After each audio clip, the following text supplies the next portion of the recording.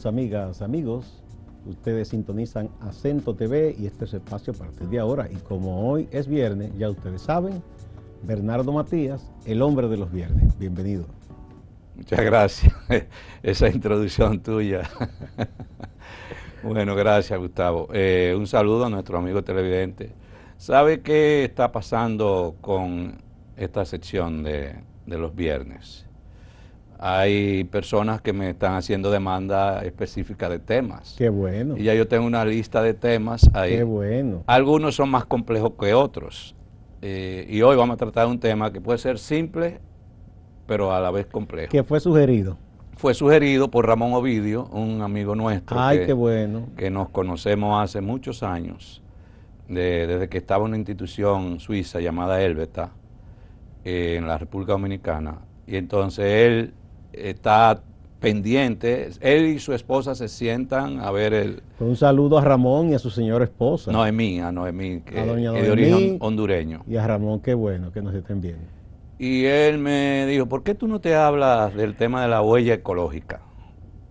Bien. Y entonces, por ahí que hay que pensar, ¿qué es eso de huella ecológica? Vamos a ver, vamos a aprender todos. Yo quise ponerle como título al programa de hoy, Planeta enfermo, seres humanos enfermos. Oh, muy bien. Y un tema que engancha. El punto de referencia es el informe del índice de Planeta Vivo del 2020, que lo produce, así como existe Latinobarómetro, que cada cierto tiempo hace unas mediciones en América Latina. El índice de Planeta Vivo 2020 es cada 2 años que lo produce una empresa de prestigio científico a nivel mundial, que tiene más de 100 oficinas, más de 100 representaciones en el mundo y 80 oficinas, que se llama WWF, que en español es el Fondo Mundial para la Naturaleza, y en inglés el World Wide Fund for Nature. Esa institución produce una serie de informaciones que debe llamarnos a la atención realmente. Pero cuando hablamos de huella ecológica, ¿de qué estamos hablando? Se habla del territorio biológicamente productivo, que incluye los cultivos, los pastos, los bosques, los ecosistemas acuáticos, para producir los recursos utilizados por los seres humanos. Es la capacidad de asimilación de los residuos que tiene producido por una población en un lugar determinado. ¿Qué capacidad tiene ese territorio para asimilar lo que nosotros producimos? Por eso el nombre de huella es muy simbólico, porque tú caminas por determinado territorio y vas dejando huellas.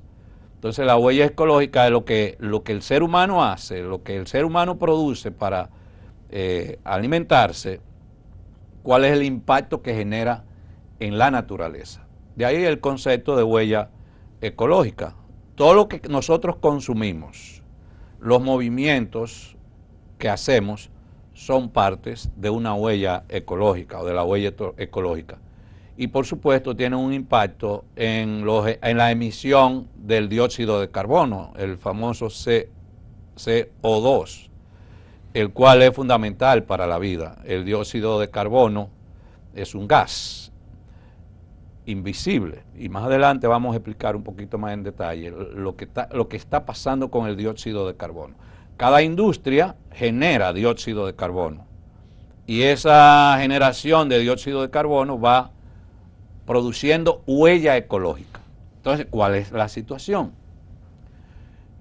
Otro punto es cómo se calcula la huella ecológica. Es una fórmula simple. Tú restas los recursos consumidos por cada individuo de los recursos generados por el planeta a lo largo de un año, y se mide por hectárea. Digamos que hay una tasa. Se produce al final en tasa. Tú consumes una cantidad de productos de los que se han generado, y eso se hace una resta entre lo consumido y lo generado. pero lo que genera el planeta, plantas, bosques, aves, Agua, peces, agua, etcétera, y se expresa en esta área. Para empezar viendo algunos datos, así que nos permitas entender, por ejemplo, un europeo en el momento actual necesitaría 4.5 hectáreas en función de lo que consume. 4.5 hectáreas. Sí. Hay que recordar Y un norteamericano, que la medida hectárea contiene 16 tareas de las comunes dominicanas. Es decir, que es un dato que... y un norteamericano necesita 6.6. Es decir, mucho más que los europeos. un europeo. Y un africano 2.7. Nosotros los latinoamericanos andamos en una media de esos datos. Por tanto, cada uno de nosotros necesita una cantidad de hectáreas. Hay un área donde nos vamos moviendo y en eso que nos vamos moviendo para consumir, nosotros vamos dejando huella ecológica. Vamos impactando. Los resultados de este cálculo a escala mundial muestran que la capacidad del planeta para satisfacer las necesidades de sus habitantes es insuficiente. Le estamos demandando más al planeta que lo que el planeta está produciendo. No es la famosa teoría de Malthus, en términos... de que la población crece geométricamente y la producción aritméticamente, eso no. No, aquí se está hablando de la producción misma de la naturaleza y la necesidad de cada uno de los habitantes. Hemos forzado a escala mundial la capacidad del planeta, al grado tal, y es uno de los primeros datos que nos arroja WWF en su informe, Índice de Planeta Vivo, para el año 2100 se necesitará 1.7 planeta Tierra para poder garantizar esa vinculación entre lo que se demanda para consumir y lo que genera la naturaleza. O sea, vamos a sobrepasar la capacidad del planeta como está hoy. Más de la mitad del planeta. 1.7 de planeta Tierra dentro de... en el 2100. Uno lo ve lejos, pero no está tan lejos. No, ya estamos hablando de 80 años, ¿verdad? Exacto, ya estamos menos. De 2 generaciones. Sí, y el tiempo corre 78 años.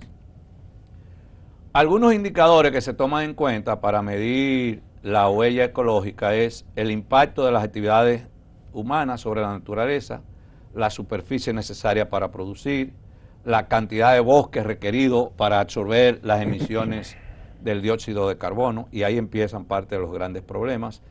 Menos bosque, menos capacidad de absorción del dióxido de carbono y más contaminación de la atmósfera.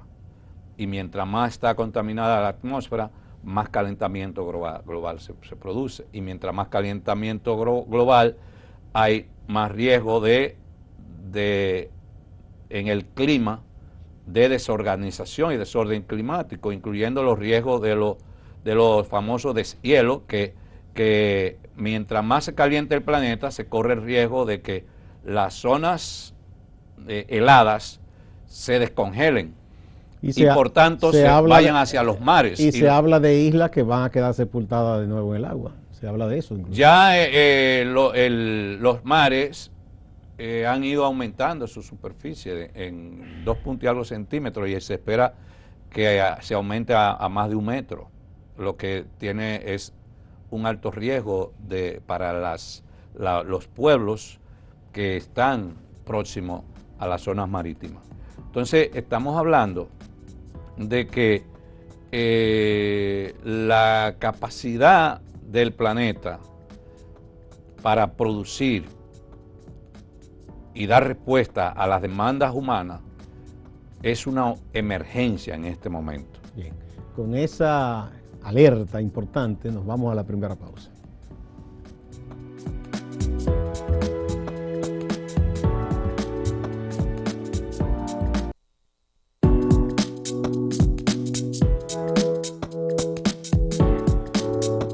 Continuamos con Bernardo Matías, el hombre de los viernes, hoy con un tema sumamente importante para la supervivencia del género humano y de la naturaleza, de la tierra misma.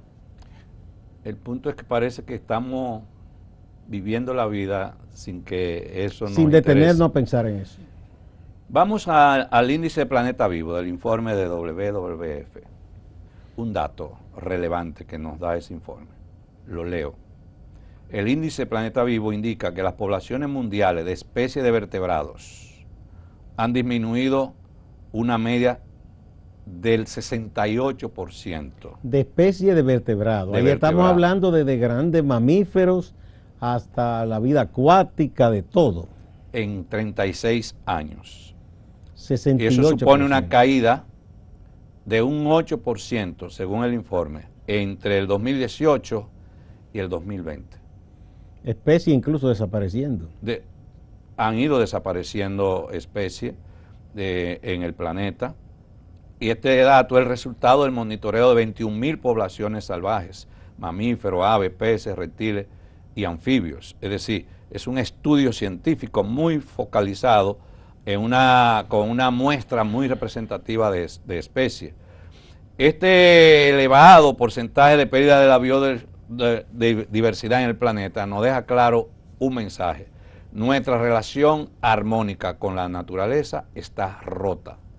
Asimismo, nos lo plantea el informe, está rota la relación armónica con el planeta. ¿Y cuáles son las principales causas de esta ruptura? Las principales causas son la agricultura insostenible, los métodos de producción agrícola, la deforestación y el tráfico ilegal de especies. Según ese es un negocio multimillonario, ¿eh? Tú sabes que un día yo venía del sur y ahí estaban vendiendo iguanas en un punto. Yo me detengo y llamo la atención al individuo y había un militar ahí al lado y me dice el militar: dígamele eso porque yo estoy cansado de hablarle que no debe vender esas iguanas. Es decir, el militar se hace como de la vista gorda, es que es parte del negocio. Si las iguanas en el sur... Probablemente te hizo un teatro. No me hizo un teatro, por supuesto. Entonces la pérdida de la biodiversidad ha disminuido un promedio de un 84%, nos dice ese informe. Son datos muy reveladores del ritmo que vamos. Entonces las soluciones nos plantea claramente WWF pasan por cambiar los patrones de producción y de consumo. Ahora, ese proceso viene desde la revolución industrial y por supuesto el capitalismo como sistema ha sido un sistema muy depredador, pero los países socialistas no estuvieron excluidos de eso, porque Rusia... Se industrializaron también. Porque el tema tiene que ver con los modelos de producción, los modelos productivos, el uso de los suelos, las decisiones políticas y económicas que se toman para producir. Y la emisión de todas esas humos de industrialización y las aguas residuales, todas esas cosas también. Yo soy de lo que me inscribo dentro de la teoría de que el COVID es el resultado de esta voracidad humana contra la naturaleza. ¿Y por qué tú piensas? No me inscribo dentro de la teoría conspirativa de que fue un virus. Y que alguien lo creó, pasó una maldad y lo igual soltó. que el ébola y el VIH y otros virus son el resultado de esa voracidad humana. Bueno, el VIH se comprobó, hay una investigación de científicos de Europa y de Estados Unidos y africanos, que fue en el Congo belga por un trato inhumano de los colonialistas belgas, usando jeringuillas para miles de personas sin nada, sin pasarla por un proceso de ¿cómo que se llama esto? Cuando hacen la asepsia a la jeringuilla, sino que la usaban ahí mismo. Sí. Y todo eso, hay una investigación sobre eso, sí, fue una barbaridad. Porque ¿qué es lo que sucede? En el tráfico ilegal de especies, hay especies que transportan determinados virus, donde su cuerpo tiene la capacidad para, la capacidad inmunológica para resistir esos virus, que no lo tiene necesariamente el cuerpo humano. Cuando se elimina un bosque, donde se va a construir edificaciones, hoteles, esos bosques están llenos de especies, pero ahí hay millones de virus y bacterias.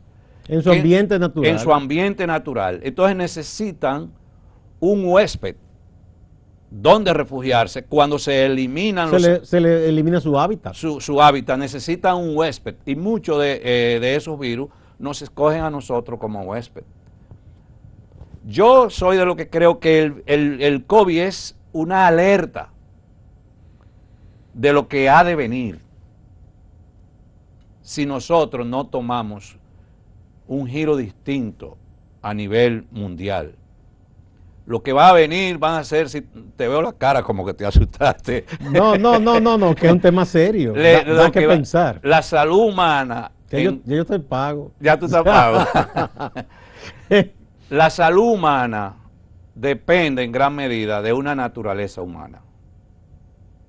Y la naturaleza sana depende de un ser humano sano en su relación con la naturaleza, en su relación sana con la naturaleza. Que no hay una relación agresiva. No, es lo que se llama relación simbiótica.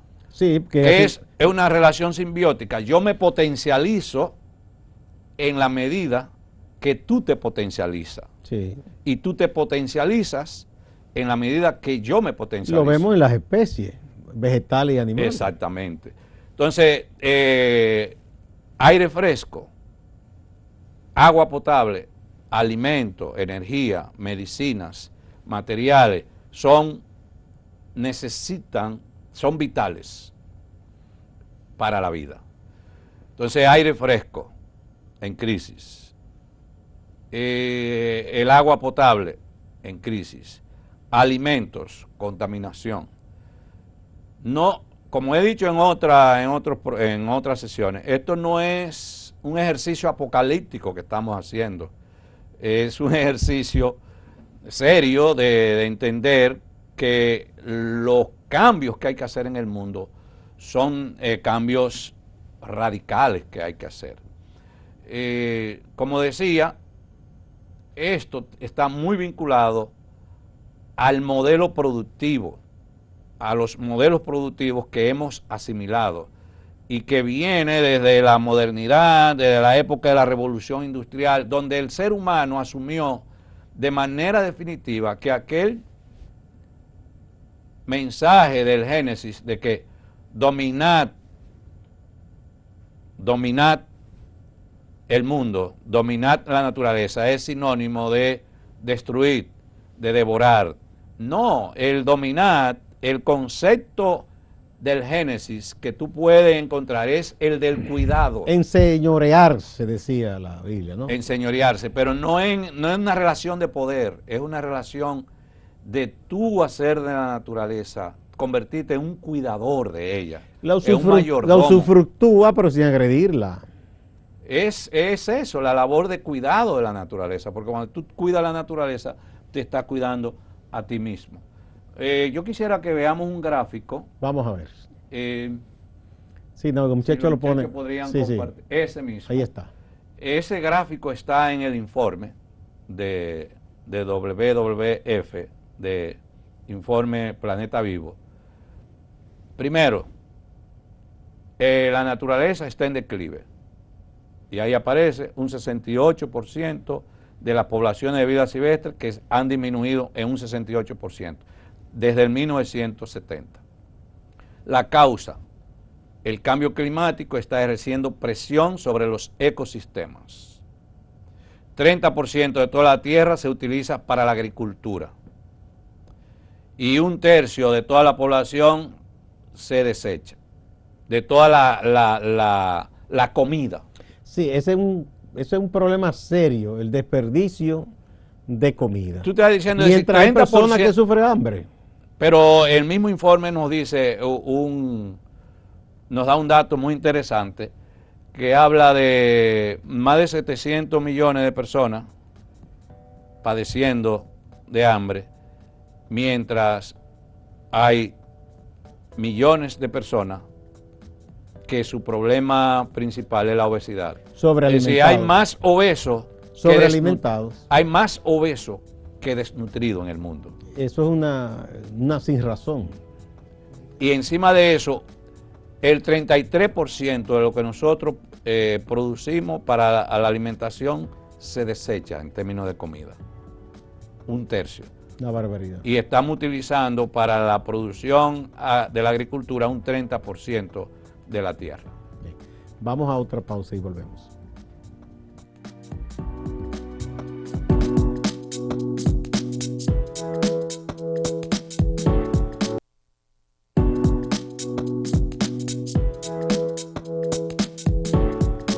Continuamos con Bernardo Matías, el hombre de los viernes. El siguiente gráfico, si lo podemos compartir, el que dice revertir la curva. Ahí está. Revertir la curva de pérdida de la biodiversidad. Míralo ahí, lo que decíamos hasta el 2100. Si seguimos la trayectoria actual, la proyección, si no se hacen los cambios en el 2100, es hacia el declive definitivo del planeta. La curva color negro y después se convierte en color descendiente. gris. Y la color verde es la que nos dice que si hacemos más esfuerzo de conservación, más producción sostenible y más consumo sostenible, el planeta tomaría otro ritmo. Es decir, hay un llamado optimista de que es posible cambiar el rumbo. Incluso hay algunas iniciativas interesantes con respecto al dióxido de carbono, donde el dióxido de carbono, tú tienes dos alternativas en este momento, que una de ellas es la más barata, que es cuidando la naturaleza, porque cuando los árboles reciben dióxido de carbono en el proceso de fotosíntesis, lo que hacen es que lo asimilan y lo mandan al subsuelo. Hacen una especie de labor de laboratorio. Sí, de laboratorio. Ahora se está hablando de una tecnología de conservación de dióxido de carbono, incluso para utilizarlo en la industria, en la industria de la medicina, en algunos alimentos, en bebidas, en la refrigeración. Incluso hay una empresa dominicana, no sé si se puede decir el nombre. Sí. Brugal lanzó ahora mismo, una iniciativa de conservación del dióxido de carbono. Es un proyecto interesante. Un proyecto muy interesante. Y así, en España hay empresas que están implementando lo que ellos le llaman el CAC, que es conservar, transportar y guardar el dióxido de carbono, ya sea en áreas especializadas o ya sea en el subsuelo terrestre, para reutilizarlo en la producción de alimentos y otro tipo de bebidas. De modo tal que lo que hay que avanzar es a la eliminación de los sistemas productivos destructores, porque el punto tiene que ver mucho con eso. Hay unos datos que vinculados con esos sistemas productivos destructores y los países. Según el estudio, los países con más huella ecológica son China, Estados Unidos e India. China está en primer lugar con un 25% y Estados Unidos con un 12%. Es decir, solo dos países producen alrededor del 38 o 39% de la huella ecológica. Eso es algo alarmante. Y China no es políticamente capitalista. No. Aunque su modelo de producción... ellos son socialistas en la administración de las políticas públicas, pero la producción es netamente capitalista. Entonces después sigue la India, Rusia, Japón, Brasil, Indonesia, Alemania, México, Francia. Y en América Latina, en primer lugar está Chile. Y por supuesto, va a venir la República Dominicana. Mencionaste Brasil primero. No, pero esto es en el mundo. En el mundo. A nivel de los países iberoamericanos, está Chile, después sigue España y República Dominicana, dentro de esta lista de 11 países, está en el penúltimo lugar antes de Ecuador, que son los que menos huella ecológica están generando en América Latina. Ojalá que eso sea porque hacemos la cosa bien y no porque tenemos escasa industria, ¿verdad?